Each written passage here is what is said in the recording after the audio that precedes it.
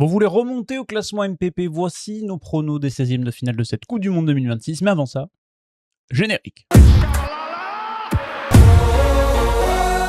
Bonjour, bonsoir à toutes et à tous, bienvenue sur La Causerie. Très heureux de vous retrouver aujourd'hui pour cette petite vidéo. On est sur un récap mi-prédiction, puisque vous savez, la phase de groupe s'est terminée hier. On a fait le dernier récap du jour de la phase de groupe de Coupe du Monde 2026 hier, mais hier soir, il y avait le premier 16e de finale entre le Canada et l'Afrique du Sud. Victoire canadienne 1-0 à la 91e minute de jeu, qui qualifie le Canada en 8e de finale de Coupe du Monde. Mais le reste des 16e de finale, c'est maintenant, c'est le pronostic par rondon du bracket de cette Coupe du Monde. On va aller jusqu'au bout, on va le tenter de prendre quelques petits pronos.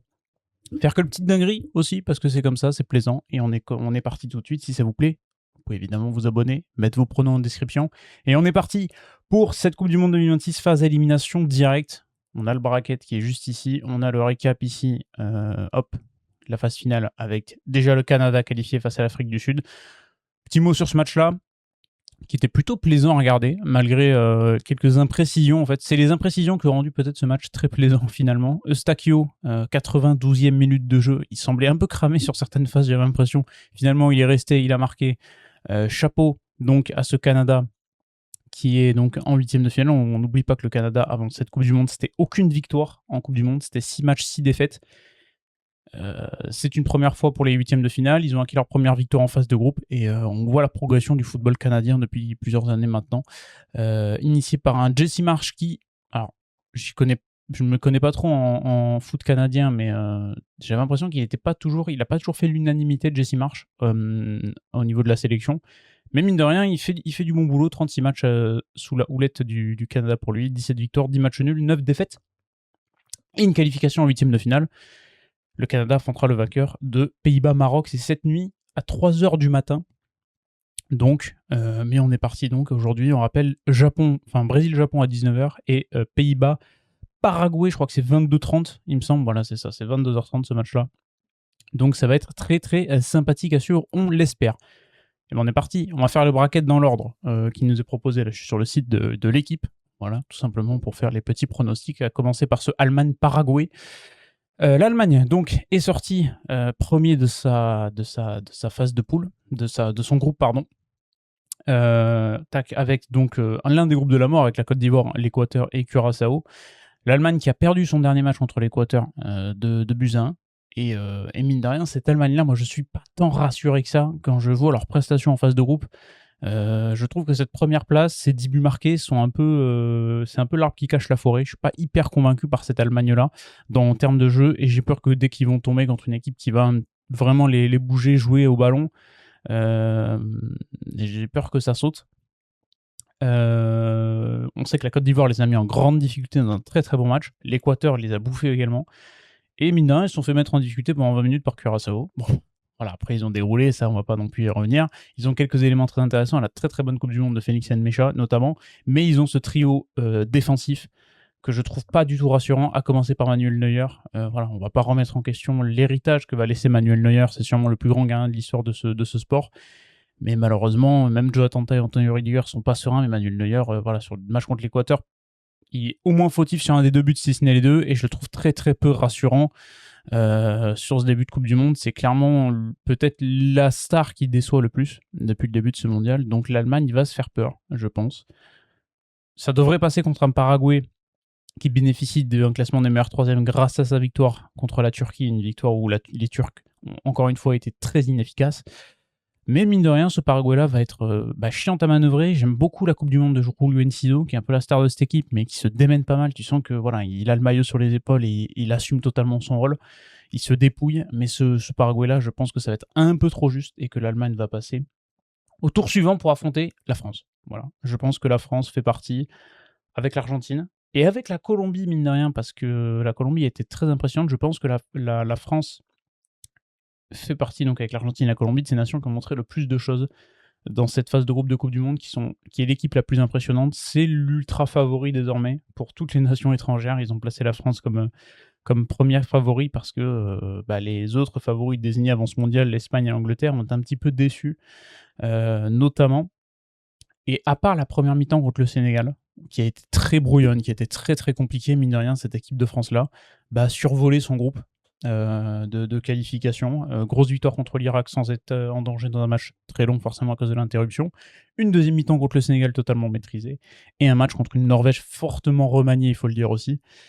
Ce qui a pu aider, forcément, mais cette France-là va affronter une Suède qui est assez efficace, assez froide en termes d'efficacité, qui bénéficie d'un classement de meilleur troisième grâce à une bonne différence de but et sa victoire contre la Tunisie lors de la première journée. Une victoire 5-1, ouais, où les Suédois ont été ultra efficaces, ultra froids, qui ont presque converti chacune de leurs occasions. Ils se montrent très dangereux sur toutes les occasions qu'ils ont. Ils ont cependant pris une danse contre les Pays-Bas, où là, pour le coup, ils ont été assez inefficaces. Et le Japon, bah, tu sentais qu'il y avait un match nul à aller chercher pour les deux formations pour assurer ce classement. Et donc, mais ce groupe-là s'en tire pas très bien. Pays-Bas, Japon, Suède, ça joue Maroc, Brésil et France. Et ce groupe-là n'a pas eu de chance sur le tirage, mais je vois pas la Suède poser trop de soucis à la France. Il faut quand même les prendre au sérieux, les Suédois. C'est un nouvel adversaire en Coupe du Monde qu'on n'a jamais affronté, en phase d'élimination directe, je crois. Donc, Banco, France-Allemagne, 8e de finale.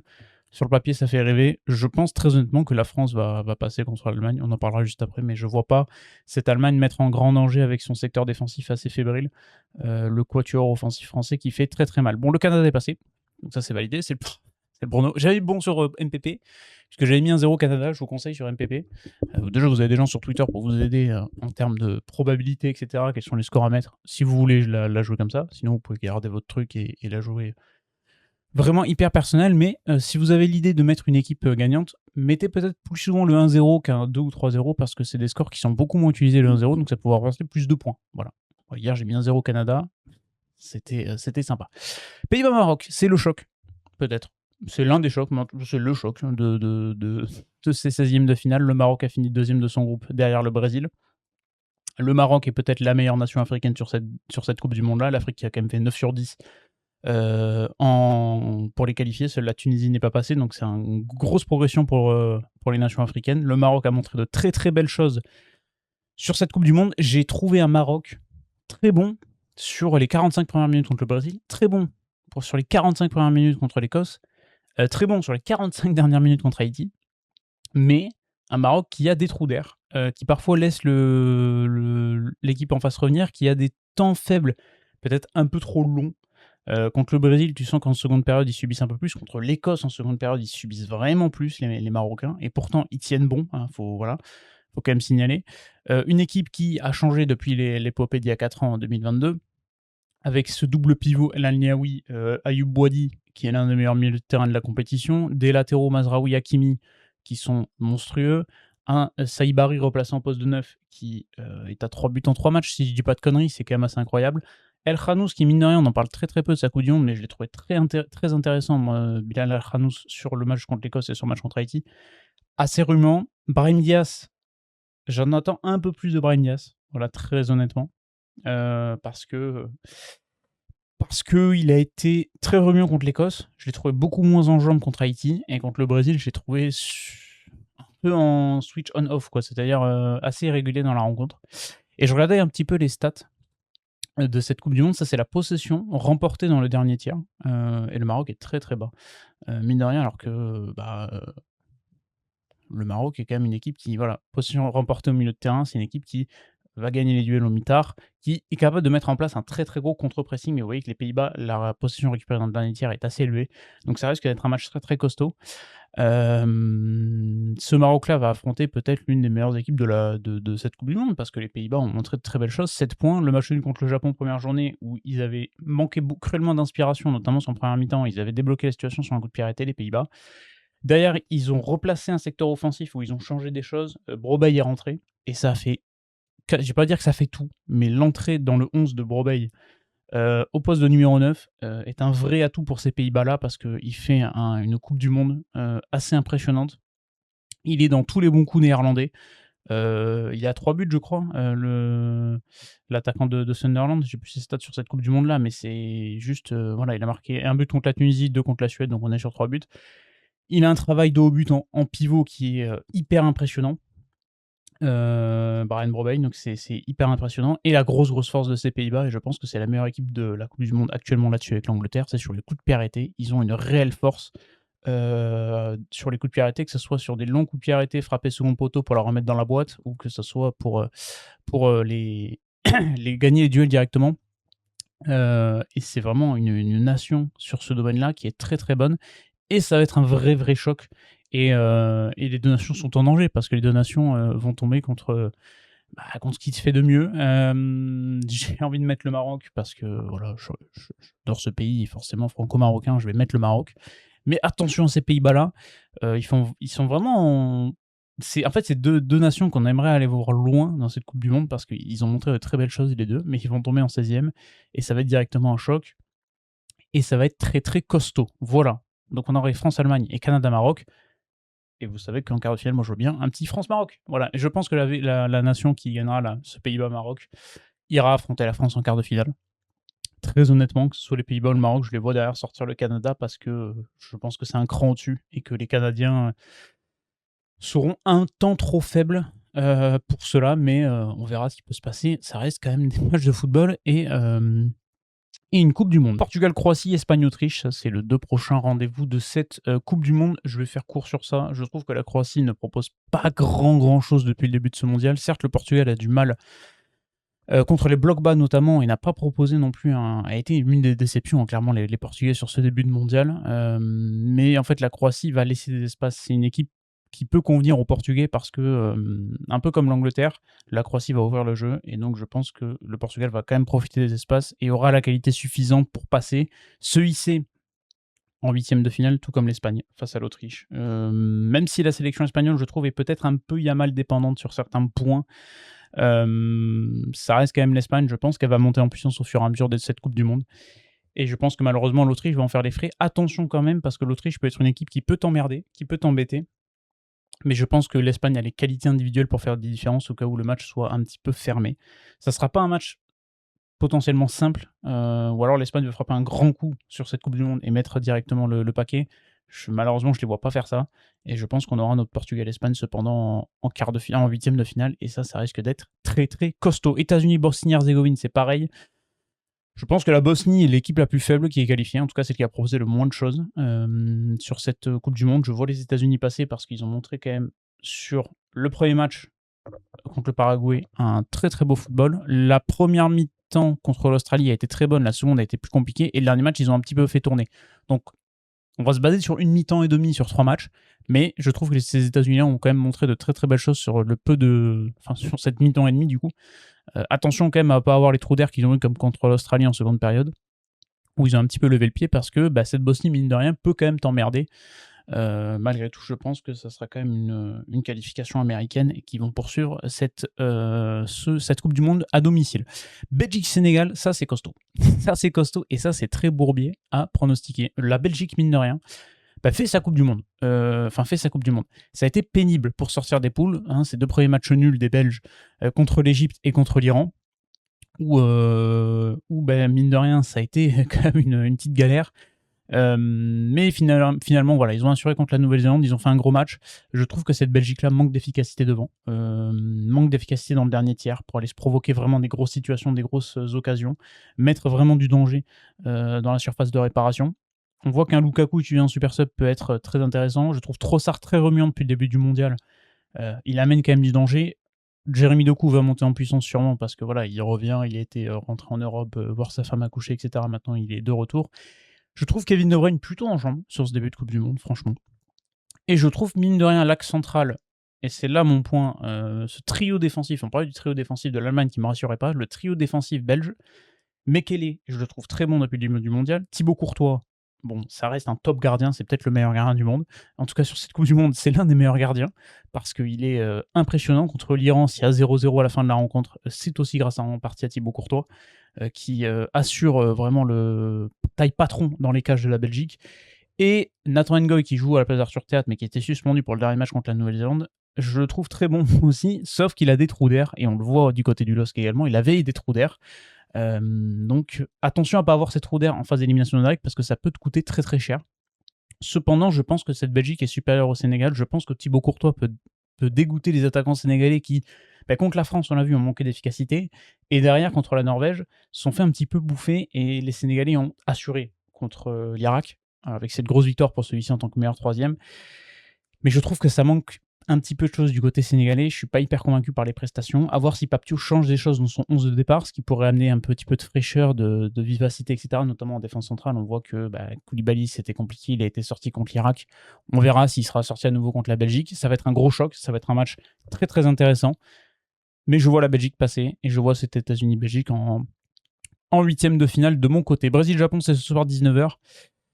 Là, on est pareil, hein. C'est sur un côté très très compliqué. Brésil-Japon, Côte d'Ivoire-Norvège, c'est deux grosses, très très grosses affiches. Le Brésil, mine de rien, moi j'étais absolument pas convaincu avant cette Coupe du Monde par le Brésil. Après cette phase de groupe, je suis mitigé en fait, parce que je trouve qu'ils ont, entre guillemets, en fait, le Brésil, c'est l'équipe qui montre pas grand chose, mais qui reste quand même, le Brésil est très efficace. C'est du Carlo Ancelotti en fait. C'est-à-dire que c'est pas flamboyant, c'est pas l'équipe dont on va forcément parler. On en parle parce que c'est le Brésil.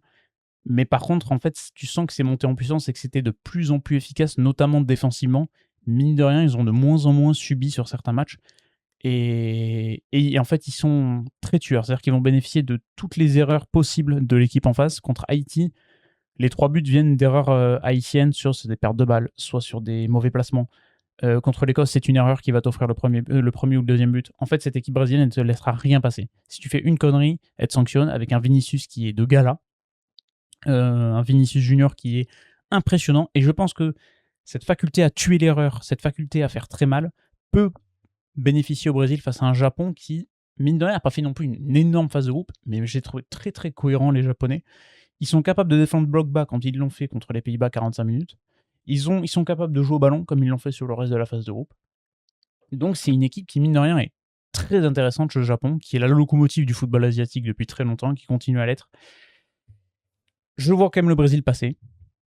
Et je vois la Norvège passer contre la Côte d'Ivoire parce que je pense que la Norvège... Évidemment, on a le biais du dernier match contre l'équipe de France où ils ont complètement fait tourner. Mais sur les 2 premiers matchs, les Norvégiens ont tellement été supérieurs au Sénégal et tellement... Bon, à l'Irak aussi. Mais je trouve cette équipe hyper cohérente en fait. Et c'est une équipe dont on va très très peu parler, mais cette Norvège-là est vraiment hyper impressionnante et cohérente. Il ne faut pas sous-estimer cette Côte d'Ivoire, qui est pareil, l'une des top nations africaines, qui est peut-être la 2e meilleure nation africaine derrière le Maroc, voire peut-être la meilleure nation africaine de cette Coupe du Monde avec le Maroc.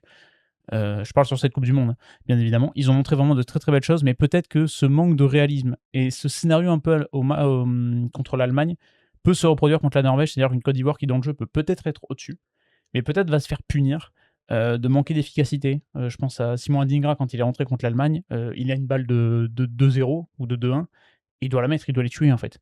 Et peut-être que ce côté tueur va manquer à la Côte d'Ivoire sur ce match-là, et je pense que la Norvège, avec ce trio offensif, avec ce banc aussi offensif, parce que mine de rien, voilà, quand tu vois Oscar Bob, quand tu vois Stren Larsen, quand tu vois Asgard même qui a joué contre la France, qui a peut-être été très très bon, qui a marqué un cran en dessous, ça reste quand même plutôt solide. Et je trouve cette Norvège, même s'il y a un secteur défensif peut-être un petit peu en dessous, je trouve cette Norvège très cohérente et je suis très très curieux de voir, peu importe les affiches, hein, que ce soit Japon-Côte d'Ivoire, Norvège-Brésil, Norvège-Japon, Japon-Côte d'Ivoire-Brésil, les 4 là me plaisent vraiment énormément et j'ai hâte de voir ce 8e de finale, peu importe qui c'est. Je vais mettre Brésil-Norvège parce qu'il faut faire des choix.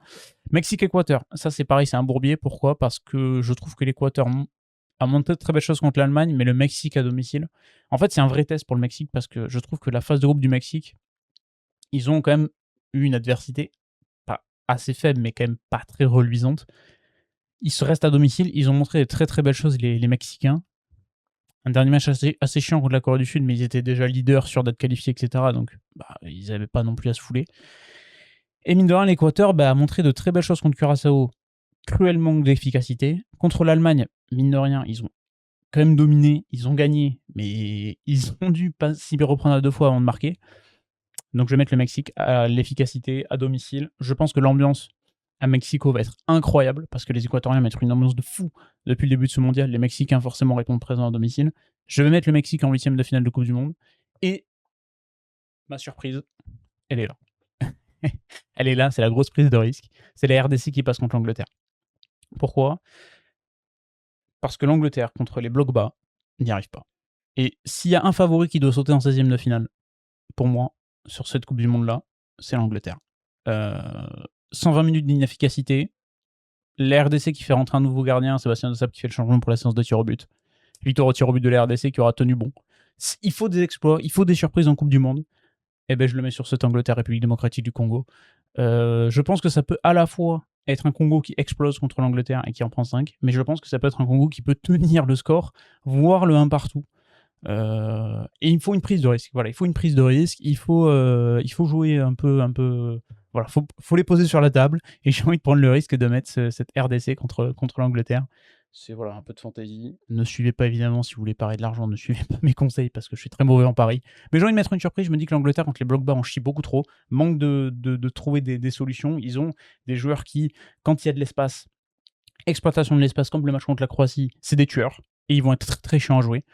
Par contre, quand une équipe qui va fermer le jeu, qui va jouer très bas, qui va laisser très peu d'espace, densifier l'axe, je pense qu'ils peuvent en chier. Le RDC ont montré qu'ils pouvaient le faire contre un Portugal qui était peu inspiré et qui ressemble un petit peu à cette Angleterre-là aussi. Peut-être dans un cran en dessous tout de même. Mais l'Angleterre a une arme aussi pour débloquer ce genre de situation, c'est les coups de pied arrêtés. Harry Kane, Jude Bellingham, qui est pour l'instant le sauveur de l'Angleterre depuis le début de ce mondial. Il camoufle pas mal de choses, Jude Bellingham. Il fait quand même un très très bon mondial. Donc il y a ça aussi, c'est-à-dire que l'Angleterre, si elle n'arrive pas à marquer dans le jeu, peut essayer d'aller chercher des coups de pied arrêtés et être très très efficace avec notamment beaucoup de blocs dans la surface de réparation. Et donc je suis très curieux de voir cette Angleterre-là. C'est ma grosse cote. Normalement l'Angleterre doit passer, mais pourquoi pas le Fimbu qui continue dans cette Coupe du Monde. Argentine-Cap-Vert, on va aller très très vite. Je pense que l'Argentine va passer. Même si ça risque d'être une galère contre le Cap-Vert, Lionel Messi peut débloquer la situation à tout moment. Je pense que sur ça, là-dessus, on est pas mal. Les Soccer Bros de l'Australie contre l'Égypte, 16e de finale. Ça, pareil, c'est un match qui est assez compliqué à pronostiquer. Je pense que l'Égypte est favorite quand même sur le papier. Et j'ai envie de mettre l'Égypte parce que je les trouve dans une prestation offensive assez intéressante, sauf le dernier match où ils ont un petit peu reculé contre l'Iran et ça leur a pas apporté grand-chose. Je pense qu'ils ont quand même le ballon et les occasions contre une Australie qui va être très intéressante sur contre rapide, attaque rapide. Iran Kounda notamment fait très très mal à chaque fois qu'il touche le ballon. Mais je pense que ça sera les limites et je pense que l'Égypte a les qualités pour faire sauter le bloc australien. Et si l'Australie doit courir après le score, bah, ils vont laisser des espaces et derrière tu pourras exploiter. Et on sait que l'Égypte est une équipe qui est capable vraiment de casser le temps, casser le rythme, de bien défendre. C'est typiquement l'ADN égyptien. Et je pense que ça peut les qualifier en huitième de finale. Leur premier depuis 1934, puisqu'en 1938, ils avaient atteint les huitièmes de finale. Il n'y avait pas de phase de groupe à l'époque, c'était directement des huitièmes, donc forcément, c'était plus simple pour les atteindre. Suisse-Algérie, je vais mettre la Suisse, parce que Vladimir Petkovic, je suis toujours pas convaincu. C'est son ancienne sélection en plus. C'est le Petkovic, Petkovic-Ico, Suisse-Algérie. Je trouve que la Suisse, avec maintenant les titulations de Vargas et de Manzambi, a trouvé ses repères. Très très bon match, très dernier bon match contre le Canada. En fait, le seul bémol de la Suisse, ça a été cette deuxième période contre le Qatar où ils ont été mais amorphes complets. Et je pense que là, ils ont les armes pour aller au moins en huitième de finale. Cette Algérie-là montre de très belles choses. Ibrahim Maza est un joueur formidable de football. Franchement, quel joueur. Mais j'ai peur contre une équipe qui propose tactiquement quelque chose d'abouti, comme peut le faire parfois la Suisse. J'ai peur que cette Algérie sombre, pas par manque de qualité, mais par un coach qui n'est pas le bon pour cette sélection, tout simplement. Et je pense que Vladimir Petkovic s'en sort bien avec cette qualification. Mais en fait, sur la phase de groupe de l'Algérie, qu'est-ce que tu retiens? Tu t'es fait valser par l'Argentine et Messi, tu t'es fait quand même bouger par la Jordanie, tu gagnes ce match-là, mais c'est très compliqué. Et contre l'Autriche, il y a quand même une prestation un peu plus aboutie. Mais je suis pas non plus hyper convaincu, donc voilà, j'aimerais que l'Algérie passe et que je me trompe, mais les Suisses, mine de rien, sont en puissance et cette première place de groupe est pas déconnante et même si la confrontation était peut-être un petit peu plus faible dans ce groupe-là, avec la Bosnie, le Qatar, le Canada quand même, ça va être un vrai test et ça va être très curieux, mais ça fait partie de ces matchs qui sont assez compliqués à pronostiquer. Le Colombie-Ghana, par contre, je vais mettre la Colombie, c'est peut-être l'équipe qui m'a le plus impressionné depuis le début de ce mondial. Le Ghana est une équipe qui va très très bien défendre, qui peut être très emmerdante. Carlos Queiroz, vous connaissez. Mais ce Canada-là, ce Ghana-là, je pense, va tomber contre juste plus fort. Il faut que la Colombie soit plus tueuse devant. Et ça devrait passer pour les Colombiens. Allemagne-France, je vous l'ai dit, je vois pas la. Voilà, ça va être France-Maroc encore. Je le veux. Allemagne-France, je vois pas la France trembler contre l'Allemagne. Limite, c'est peut-être très prétentieux ce que je veux dire, mais une victoire 4-0 m'étonnerait pas. Ou du moins 4-1. Voilà, Portugal-Espagne. Ça, c'est un choc et ça, c'est un bourbier. Je vais mettre. Oh là là là là. Portugal-Espagne, ça, c'est costaud, ça. Ça, c'est dur. Ça, c'est une équipe qui va en demi-finale. Je vais peut-être mettre l'Espagne, mais quoique le Portugal contre une équipe qui va... Après, qui va avoir le ballon? En fait, c'est un vrai choc. Et je pense que le Portugal sera plus à l'aise contre une équipe espagnole que contre une équipe qui joue bloc bas, tu vois, par exemple. Mais l'Espagne a peut-être plus de choses que le Portugal. Mais vraiment, là, c'est du... Je vais pas dire que c'est du 50-50, mais c'est un peu du pile ou face. Donc, je vais mettre l'Espagne. États-Unis-Belgique. Je vais mettre la Belgique. Je pense que la Coupe du Monde américaine s'arrête là. C'est ma surprise. Est-ce que c'est une surprise? Ah, je sais pas. Est-ce que les États-Unis partiraient favoris contre la Belgique quand on voit les phases de groupe, etc. Ça va dépendre de la prestation 16e. Mais un petit Espagne-Belgique, le baroud d'honneur de la génération dorée belge, le Rudy Garcia Ball, le Rudy Ball, qui amène la Belgique en quart de finale. Je voyais une belle Coupe du Monde pour les Belges. Il faut que je respecte ce que j'ai dit depuis le début. Donc, je les vois passer malgré tout. Ça va être pareil. C'est du 50-50, je pense que c'est du 50-50. Brésil-Norvège. J'ai dit la Norvège. Je les trouve beaucoup plus consistants que le Brésil. Ça va être un vrai choc. Le Brésil peut passer. Vinicius peut passer. Mais la Norvège. Voilà. J'ai pas d'argument, en fait. J'ai aucun argument. C'est juste des pronos. Le Mexique, je les vois passer contre la RDC, quand même. Quart de finale du Mexique, c'est quand même beau. Alors, je sais plus à partir de quand ils jouent plus à domicile, mais les Mexicains. Peut-être un quart de finale chez eux. Pourquoi pas. Je pense que ça va s'arrêter là pour l'Égypte contre l'Argentine. Excellente équipe d'Égyptienne qui peut tenir tête à l'Argentine, mais en fait, je vois Messi vraiment... je vois Messi... Il est au-dessus de la mêlée, ce con. C'est 39 ans. Qu'est-ce que c'est que ça, quoi? Qu'est-ce qu'on est en train de vivre, mes aïeux? Suisse-Colombie. Je pense que ça s'arrête là pour la Suisse. Je vois vraiment la Colombie faire une très très belle Coupe du Monde. Vraiment intéressant. Et donc, mes quarts de finale. Putain, la gueule d'écart. Il n'y en a pas beaucoup qui ont fait. Parce que la Norvège n'a jamais fait quart de finale, je crois. Le Mexique, ça fait longtemps qu'on les a pas vus en quart. La Colombie également. Et la Belgique, mine de rien, ça reste quand même. Ça fait quand même un peu de temps qu'on les avait pas vus en quart de finale d'une Coupe du Monde. France-Maroc. En fait, je vois la France vraiment au-dessus de la mêlée sur ce mondial-là. Ça va être un choc. Hein. Ça va être terrible, ça va être exceptionnel. Si on a un France-Maroc, j'ai envie de voir ça. Le Maroc a tous les arguments pour poser des problèmes à la France. Mais en fait, la France a montré sur cette phase de groupe-là qu'elle était tellement capable de tuer dans l'œuf n'importe quelle équipe que ça va être un choc. L'Espagne, pour moi, le Rudy Ball s'arrête là. Pourtant, cette Espagne qui est vraiment pas convaincante. Hein. Je vous les amène en demi-finale, alors qu'ils m'ont pas non plus hyper convaincu sur cette phase de groupe. Mais ça reste l'Espagne, et je pense qu'en fait, ils vont monter en puissance. La Norvège ira en demi contre la Colombie. Voilà. Allez, à un moment donné, faut prendre des risques. Attends, je suis en train d'emmener Norvège ou Colombie en finale de Coupe du Monde, c'est horrible. Enfin, c'est horrible. Non, c'est pas horrible. Mais qu'est-ce que je suis en train de faire? Les pronos bourbiers que je suis en train de vous envoyer là. C'est pour ça, ne mettez pas d'argent. Vraiment, je vous en supplie. Allez, on met France... Putain, je suis en train de me dire, on va mettre France-Norvège en finale. Et la France, voilà. Mais oui, mais on est chauvin. Vous attendez à quoi de cette vidéo? Forcément, la France va remporter la Coupe du Monde. Et on est où, là? On est où? Oh là là là. Bon, écoutez, vous pouvez mettre vos pronos en commentaire. Je pense que cette vidéo n'a plus besoin de fin. Je l'ai fait ça très rapidement. De toute façon, on se retrouvera après chaque tour. Et on se retrouve chaque jour pour parler des matchs. Donc demain, on parlera des 3 matchs qui a lieu. Donc Brésil-Japon, Allemagne-Paraguay et Maroc-Pays-Bas. Pour un magnifique 0/3 au prono. Hein, on fera le bilan demain. Et puis chaque fin de tour, on se retrouve en bracket et des pronos un peu foireux comme on l'a fait là. Je sais même pas quel est le truc le plus con que j'ai mis, mais en tout cas voilà, c'était pour le fun, tranquillement. N'hésitez pas à faire vos pronos également en commentaire. On a une Ligue MPP, vous pouvez la rejoindre. Les Ligues MPP, je crois, se réinitialisent au 16e de finale. Donc vous avez raté que le Canada, Afrique du Sud. Vous avez une double ligue en fait. Vous avez une ligue que les phases d'élimination directe et la ligue classique depuis le début du mondial. Voilà, donc vous pouvez toujours la rejoindre, ça nous fait plaisir. Et vous abonner à cette chaîne pour la suite. Je vous laisse, je vous souhaite une très bonne journée. Ciao tout le monde.